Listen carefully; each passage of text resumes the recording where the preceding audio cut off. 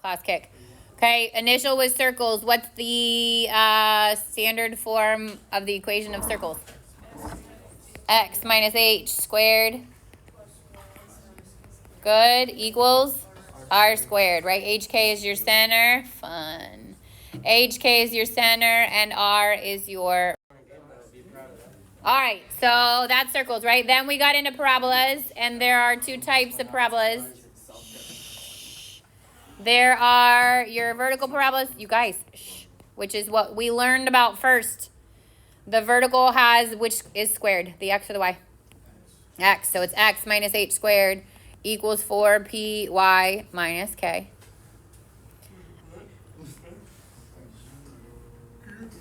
Yep, x minus h squared equals 4p times y minus k.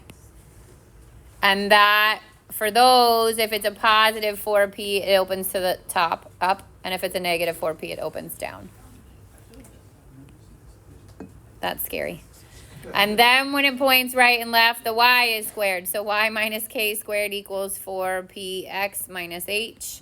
A positive 4p points to the right, and negative 4p points to the left.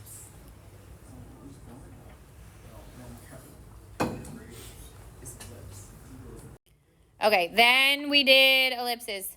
And there are two types of ellipses. Your horizontal ellipse, which means that it is wider than it is tall. And that it's x minus h squared over a squared plus y minus k squared over b squared equals 1. And then if it's vertical, it's taller than it is wide. It's y minus k squared over a squared plus x minus h squared over b squared. And the order is not important here, but what is important is that the a is the bigger one. So a squared is the bigger denominator. If that goes under the x, it's horizontal. If it goes under the y, it's vertical. So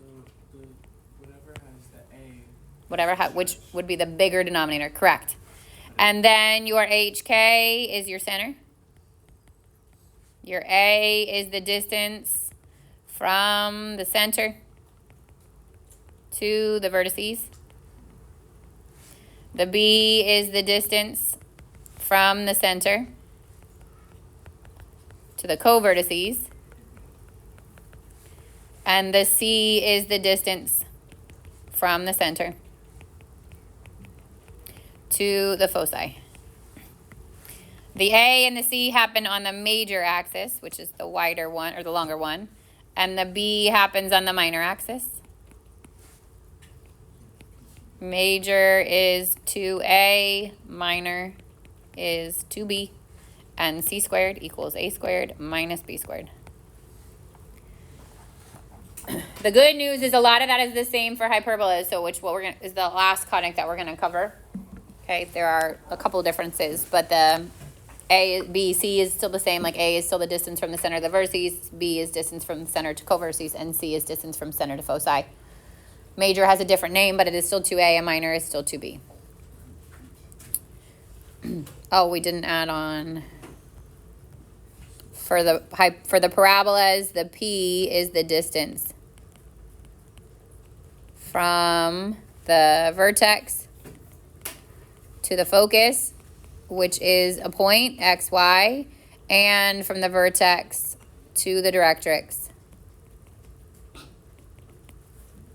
which is an equation. So if my parabola opens right or left, it's an x equals. And if my parabola opens up or down, it's a y equals. So overall on your quiz, you did pretty good on that kind of stuff. Some of you mixed up, gave a coordinate point for the directrix, which is obviously wrong, or went the wrong direction. But overall, they were good. I don't even remember. Yours was the first. All right. I would say overall decent on the first one, but careful with your signs and stuff. Some of you, more than once, it happened at the end that you pulled in the point and not the center for your equation, so be careful.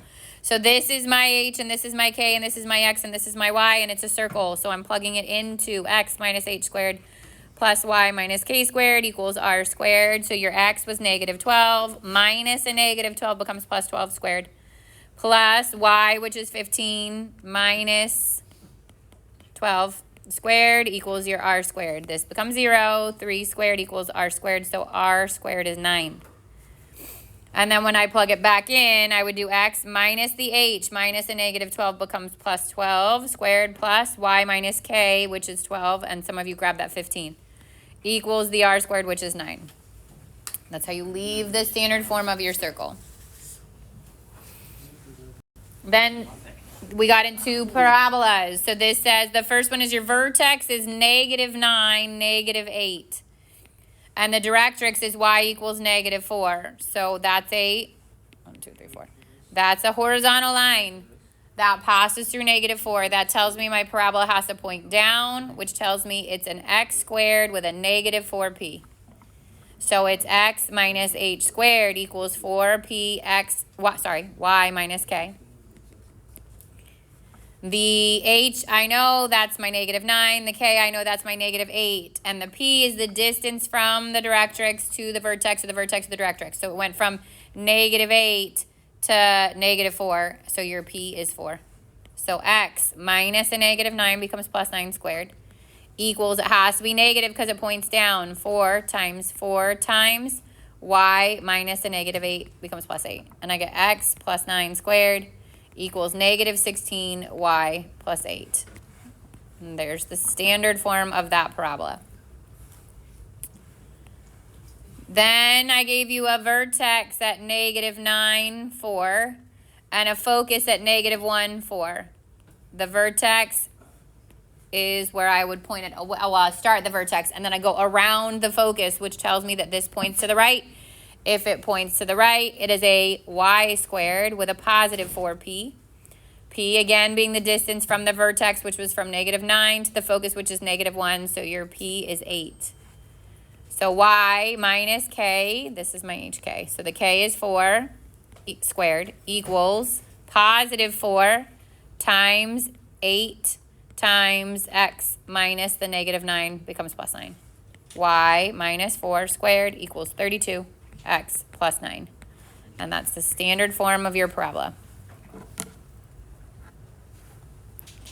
All right, then 4, right? Identify the center, the vertices, the covertices, and the foci of each. So this, in order for it to be an ellipse, needs to be equal to 1, and there can't be like an x squared and an x, or a y squared and a y. So as soon as I see the y squared and the y, I know I'm going to have to complete the square on that one. I don't have to do it on the x because there's just an x squared, okay? So I'm going to group together the 8y squared minus 16y plus 7x equals 272. Then I take out the 8. So it would be y squared minus 2y plus 7x squared equals 272. And then I complete the square here. So 2 divided by 2 is 1. 1 squared is 1. I'd add the 1 on the inside, and then I normally add the 1 here, but I got to multiply by the 8 first. So I'm adding 8. I'd get 8. I factor this. Square root the first term, square the last term, take the sign from the middle, put it in parentheses, and square it. Plus 7x squared equals 280. Then it has to equal 1, so I divide everything by 280.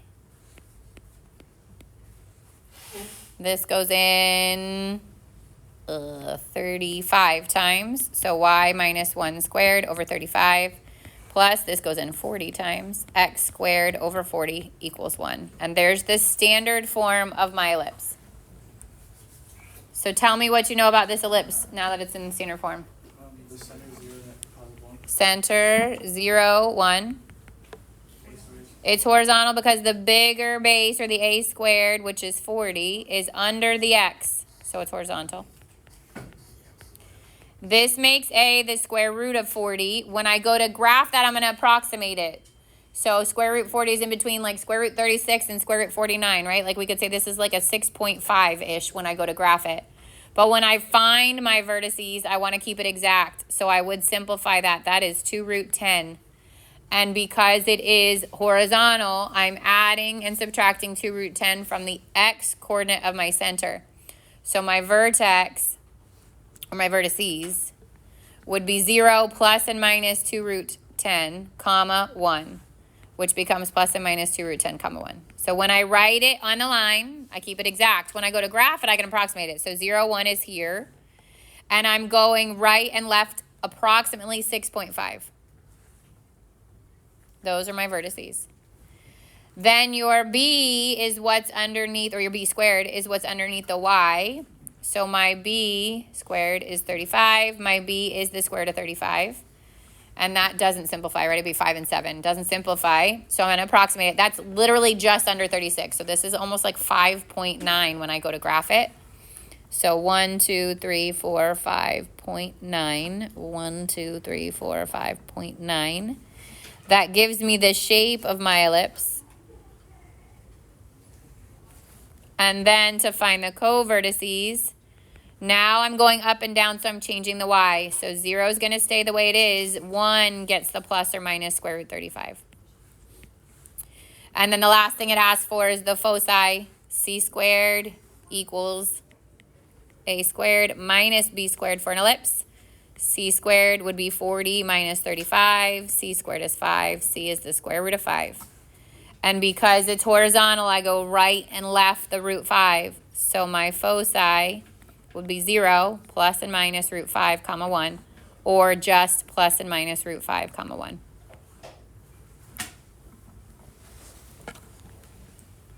Questions on ellipses? So again, today we're getting into hyperbolas. We're good. This is like 2/3 of your test, because your test is only going to go till hyperbolas. Yeah. Sure. We're just going to get started on hyperbolas. Again, we're going to finish these tomorrow. Homework for this will be due on Wednesday. Okay? Hyperbolas are the last of the... Hyperbolas are the last of the conics that you're going to get tested on. So tests will include circles, parabolas, ellipses, and hyperbolas. Okay? Which is a week from today.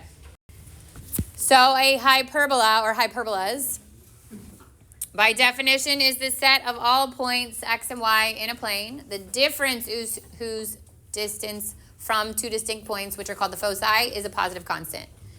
If you remember, ellipse, by definition, said the sum of whose distance from two distinct points, which is the foci, is a positive constant. This is the difference. Again, I'm not going to test you on that definition, okay?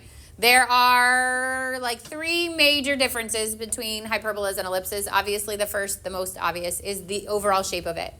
Hyperbola has 2 parabolas that point away from each other, okay?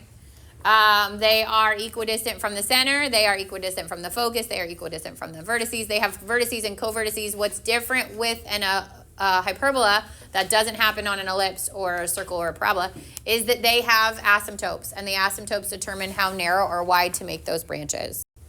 So they call the parabolas branches, just like some vocab stuff. The graph of that parabola has 2 disconnected parts called branches. They cannot cross through each other. The line through the 2 foci intersects the hyperbola at 2 points called the vertices. So the vertices are the vertex of each parabola. The line segment connecting the vertices is called the transverse axis. So last, in ellipses, we called it a major axis. In hyperbolas, we call it a transverse axis. The midpoint of the transverse axis is the center of the hyperbola. So most of that stays the same. It's the words that change, but the process is still the same.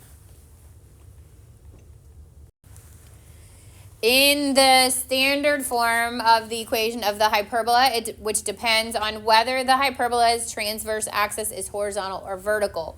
What determines that from the equation is which variable is positive. So it is no longer which one has the bigger denominator, it's which one is positive. So if you look at the horizontal hyperbola, the point of the middle is still the center.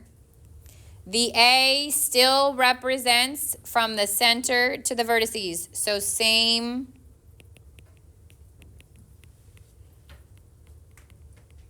as ellipses. The B still represents the center to the co-vertices. And the C still represents the center to the foci. A and C are on the major axis, which again is now called transverse.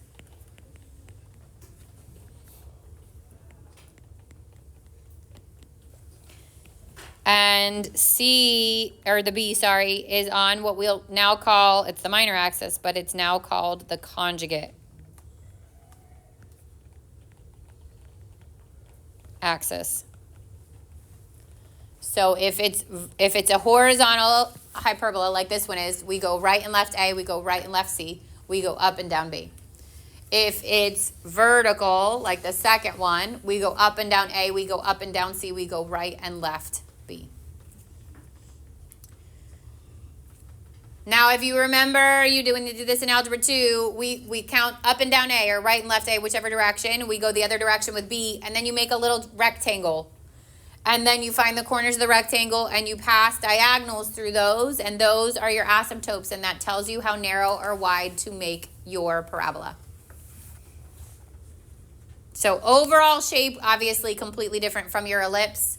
This time they have asymptotes, okay? The equation is now a minus. So when you look at these, the minus is between these two, which is obviously different from the ellipse. And again, A is the first denominator. Okay, it is also positive. So it is always the first positive one minus the second one. Yeah. Nope. A can be bigger or smaller. Yep.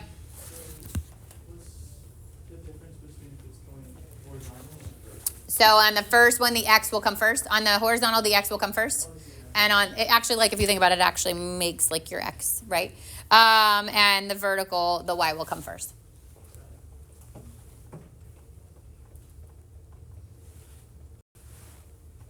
So here's the formulas. I would just say learn the top one because the top one can be simplified into the bottom one. Okay, X minus H stays the same. So H always goes with X. K always goes with Y. So it's X minus H squared over A squared minus Y minus K squared over B squared equals 1. Again, the transverse axis, which is the major one, is horizontal for that. And Y minus K squared over A squared minus X minus H squared over B squared equals 1. That's the transverse axis, would now be vertical. The other major difference is your C squared equals your A squared plus your B squared for hyperbolas. So for me, I remember it's the opposite of the standard form of the equation. An ellipse is a plus between, and the equation is C equals A squared minus B squared. For a hyperbola, there's a minus between, and the C squared equals A squared plus B squared. Transverse axis is still 2A, conjugate 2B. Transverse is like your major. Conjugate is like your minor, so that stays the same. So obviously shape is different. There's a minus between the equations. The A is first, and C squared equals A squared plus B squared. Those are the 4 major differences between ellipse and hyperbolas. All right, we'll do this first one, and then we'll continue tomorrow. So the standard form of the equation of the hyperbola with the foci negative 1, 2, and 5, 2.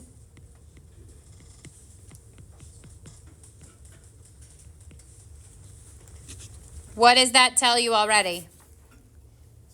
It's horizontal, so which variable comes first? Good, this is an x squared minus a y squared. What else does the foci tell you?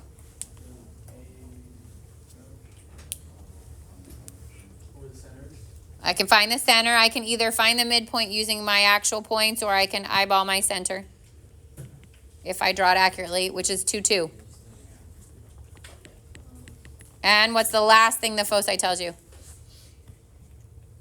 What letter is foci? A, B, C? C. From 2 to 5, or 2 to negative 1, my C is 3. So I've already got x minus 2 squared minus y minus 2 squared equals 1. And I know C is 3.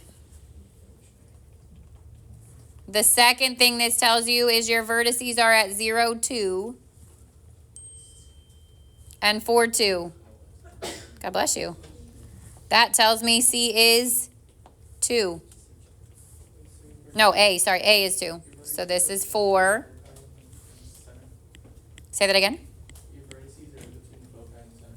Correct. And c squared equals a squared plus b squared, so 3 squared would equal 2 squared plus b squared. And b squared is 5.